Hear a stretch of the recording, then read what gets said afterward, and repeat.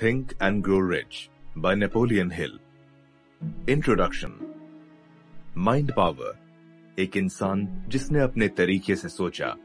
हमारे थॉट्स मतलब हमारे विचार असली चीजों जैसे होते हैं, और जब इन थॉट्स में स्ट्रांग होने के साथ उनमें बर्निंग डिजायर मतलब इच्छा शक्ति होती है, तब विचार पावरफुल चीजें बन जाते हैं। थॉमस अल्वा एडिसन के business associate Edwin C Barnes ने डिस्कवर कर लिया था कि लोग सोच के अमीर कैसे बनते हैं। उनमें एडिसन के साथ काम करने का एक बर्निंग डिजायर था।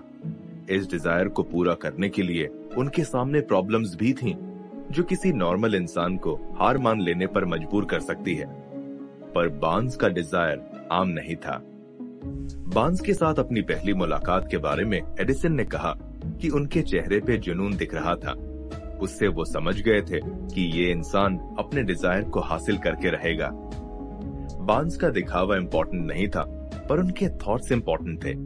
बहुत समय तक मामूली सैलरी पर काम करने के साथ बार्न्स ने एडिसन के बिजनेस एसोसिएट बनने के डिजायर को जिंदा रखा और उसे इंटेंस बनाते रहे। जब जिंदगी मौका देती है तब सीधे मुंह नहीं देती। बार्न्स को भी अपना मौका एडिसन की डिक्टेटिंग मशीन में ढूंढना पड़ा।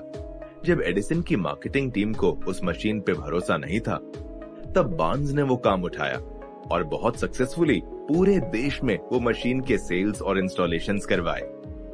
इस बिजनेस एसोसिएशन से बार्न्स ने बहुत पैसे कमाए, और ये सब तभी पॉसिबल हुआ जब उन्हें पता था कि उन्हें क्या करना है, और उस डिजायर पे आखिर तक डिटर्मिनेशन से डटे रहे। बार्न्स के पास पैसा और नॉलेज नहीं था, पर उनके पास एक हौसला था और उस पर भरोसा था, जिससे उन्होंने जीत हासिल की। 3 feet from gold। सक्सेस ना मिलने का सबसे बड़ा रीजन है टेम्पररी हार से क्विट करना, और ये भूल हर इंसान कभी ना कभी करता है।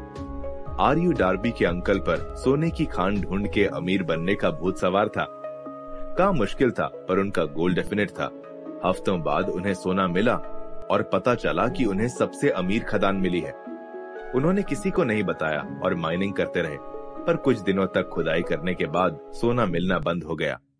बहुत खुदाई करने के बाद भी जब उन्हें कुछ नहीं मिला, तब वो ड्रिलिंग का सामान कबाड़ी वाले को बेच के घर चले गए। कबाड़ी वाला होशियार था। उसने माइनिंग इंजीनियर को बुलाया और उसकी कैलकुलेशन से पता चला कि जहां डार्बी ने खुदाई करना बंद किया था, उसके सिर्फ 3 फीट नीचे सोना था। कबाड़ी वाले ने एक्सपर्ट की सलाह ली और रातों रात अमीर बन गया। पर इस घटना के बाद डार्बी ने एक चीज समझ ली कि डिजायर को सोने में बदला जा सकता है। डार्बी ने भी ये सीख अपने इंश्योरेंस बिजनेस में लगाई और उन कम लोगों में से एक बने जो एनुअली $1 मिलियन के इंश्योरेंस बेचते थे। सक्सेस के पहले लाइफ में ऐसी छोटी और टेम्पररी हार जरूर आती हैं, जिसे इंसान को सक्सेस के ठीक पहले गिराने में मजा आता है।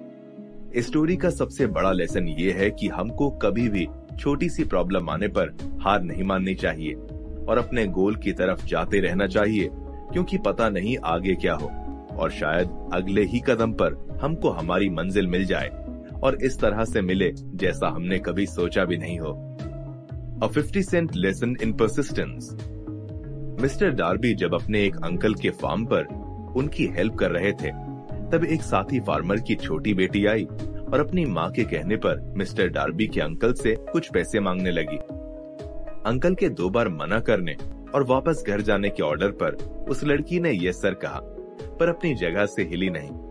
गुस्से में आके अंकल हाथ में डंडा लेके बच्ची की ओर बढ़े, पर बच्ची ने सामने आके अंकल की आंखों में देखकर चिल्लाते हुए कहा कि उसकी माँ वो पैसे डिजर्व करती है।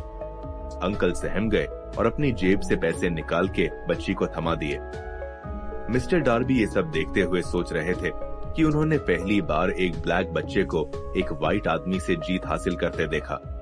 सालों बाद मिस्टर डार्बी ने ऑथर को ये किस्सा बताते हुए पूछा कि ये कौन सी पावर है। इस पावर के बारे में नेक्स्ट चैप्टर में बताया गया है। ऑथर कहते हैं कि लोगों में एक गलतफहमी है कि कड़ी मेहनत करने वाले ही अमीर बनते हैं, पर जो सोचकर अमीर बनते हैं उन्हें मेहनत करने की ज्यादा जरूरत नहीं पड़ती। ऑथर कहते हैं कि इंसानों की सबसे बड़ी कमजोरी इम्पॉसिबल वर्ड है। लोग सक्सेस से ज्यादा फेलियर के बारे में सोचते हैं।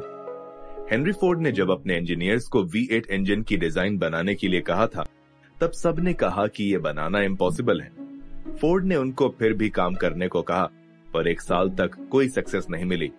सब लोगों का जवाब एक ही था, इम्पॉसिबल। फोर्ड ने उन्हें ऑर्डर दिया कि उन्हें किसी भी हाल पे डिजाइन चाहिए और उसके बाद बहुत जल्द इंजीनियर्स को एक हिस्टोरिक इंजन बनाने में सक्सेस मिली। ये सक्सेस फोर्ड की डिटर्मिनेशन की वजह से उन्हें हासिल हुई थी। जब हमारे अंदर कुछ करने का जुनून होता है तो जरूरी नहीं कि पहले किसी ने वो चीज करी हो या नहीं। अगर हम खुद पर पूरा भरोसा करें तो हम खुद अपनी तकदीर लिख सकते हैं और हिस्ट्री में उस काम को करने वाले पहले इंसान बन सकते हैं। यही चीज विनर्स को दूसरों से अलग करती है। You are the master of your fate and captain of your soul. Author कहते हैं कि पोएट विलियम अर्नेस्ट हेनली की ये lines, you are the master of your fate and captain of your soul, एकदम सच है, क्योंकि हम में अपने थॉट्स को कंट्रोल करने का पावर है। और साथ में पोएट को ये भी बताना चाहिए कि ये ब्रह्मांड भी एक शक्ति है जो हमारे विचारों से खुद को बदलती है और हमें इन्फ्लुएंस करती है। ऑथर कहती है कि ये पावर आपको अमीर बनाने के साथ गरीब भी बना सकता है।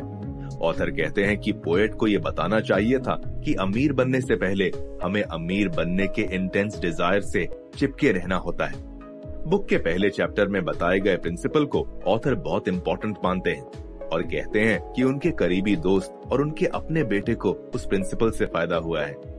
साथ ही यूएस के एक सेनेटर जेनिंग्स रैंडोल्फ ने ऑथर के सलेम कॉलेज में दिए हुए लेक्चर से वो प्रिंसिपल अपनी लाइफ में अप्लाई किया था और एक लेटर में ऑथर को उस प्रिंसिपल की बुक पब्लिश करके अमेरिकन्स को सेवा करने की रिक्वेस्ट भी की थी।